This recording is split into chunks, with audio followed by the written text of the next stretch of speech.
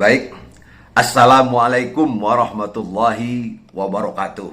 Teman-teman yang saya hormati, dalam seminar nasional ini ada 5 hal yang ingin saya sampaikan terkait tema kita membangun perlindungan data pribadi.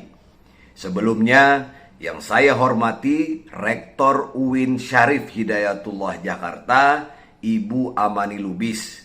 Kemudian Presiden Dema UIN Jakarta, Saudara Abid Al-Akbar, serta jajarannya.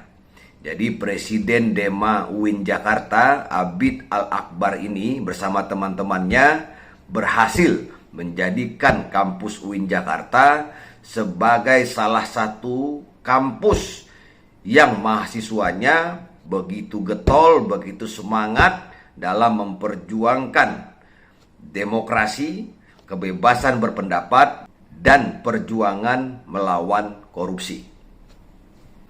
Yang saya hormati senior saya, para narasumber, ada Dr.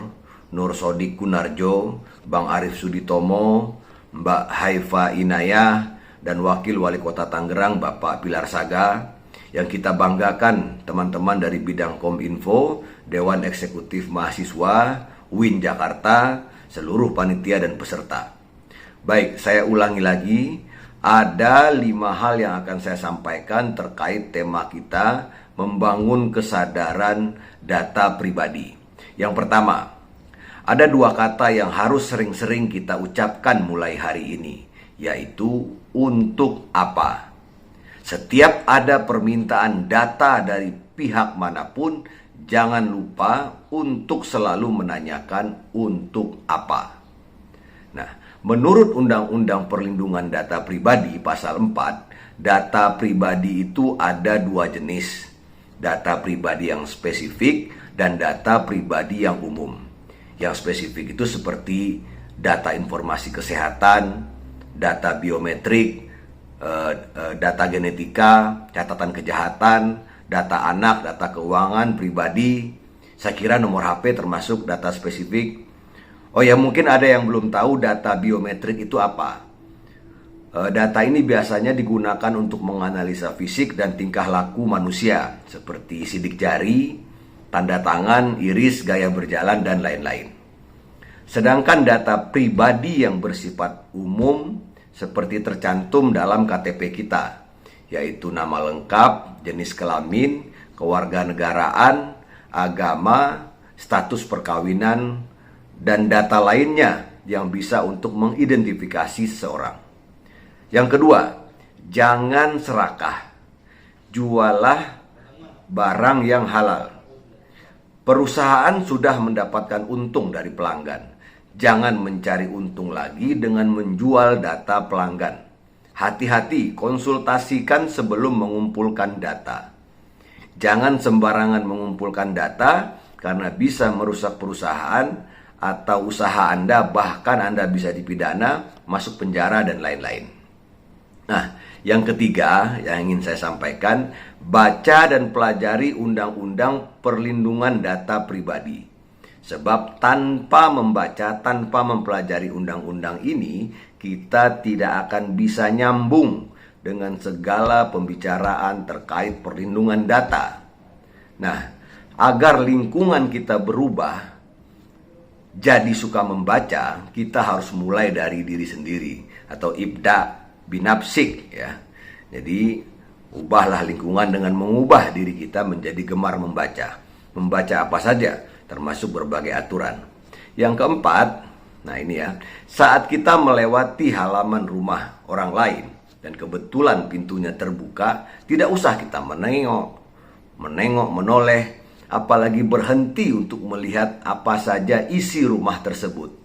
Maksudnya, bangun kesadaran untuk menghormati privasi orang lain. Bagi pemilik rumah, jangan biarkan pintu rumah terbuka. Bagi yang suka bikin konten, bikin video, izin dulu sebelum memvideokan orang lain. Izin dulu sebelum memvideokan isi rumah orang lain. Karena ketika video itu sudah diupload dan menyebar, maka bisa saja mengundang niat jahat dari orang lain, sehingga terjadi pencurian, perampokan, dan lain-lain. Yang kelima yang ingin saya sampaikan, membangun kesadaran perlindungan data pribadi ini tidak mudah. Pertama, kita harus tentukan dulu target audiennya. Misalnya siapa? Misalnya ibu-ibu atau emak-emak. Karena menurut data, sepertiga keluarga di Indonesia tidak pernah membicarakan keamanan online di keluarganya. Sosialisasi dan membangun kesadaran ini membutuhkan mahasiswa dari berbagai disiplin ilmu, tentunya termasuk ilmu komunikasi, hukum, sosiologi, dan lain-lain. Jadi ini medan pengabdian juga bagi teman-teman untuk membuat berbagai konten, mensosialisasikan, membangun kesadaran terhadap perlindungan data pribadi. Kemudian yang paling penting juga, ini untuk seluruh mahasiswa, untuk seluruh yang hadir hari ini, datalah produktivitas kita di tahun 2022 ini. Sudah berapa artikel yang kita tulis, sudah berapa poster yang kita bikin, sudah berapa infografis yang kita produksi, sudah berapa video yang kita buat yang bisa bermanfaat untuk masyarakat. Nah, tingkatkan produktivitas itu, bikinlah konten sebanyak mungkin yang bermanfaat untuk masyarakat. Karena gajah mati meninggalkan gading, manusia mati meninggalkan konten.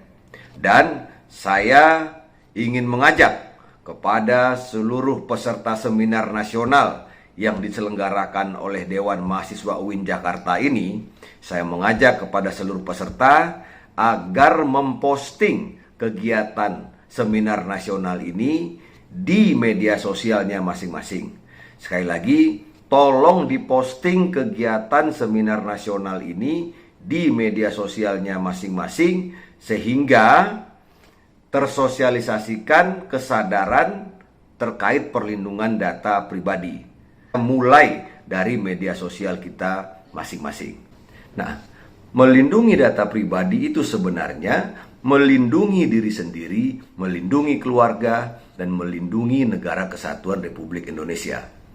Kan ada katanya, barang siapa menyelamatkan orang lain, maka ia menyelamatkan data seluruh negara. Dalam Al-Quran surat Al-Maidah ayat 32, Allah berfirman, barang siapa yang menyelamatkan satu nyawa manusia, sama dengan menyelamatkan kemanusiaan. Terima kasih. Demikian dari saya. Mohon maaf atas segala kekurangan. Terima kasih untuk Presiden Dema UIN Jakarta, Saudara Abid Al-Akbar, dan jajaran yang konsisten di bidang ini, dan juga termasuk konsisten menyuarakan pemberantasan korupsi di Indonesia. Terima kasih untuk seluruh narasumber, peserta, dan panitia. Hormat saya, Hariko Satria. Wassalamualaikum warahmatullahi wabarakatuh.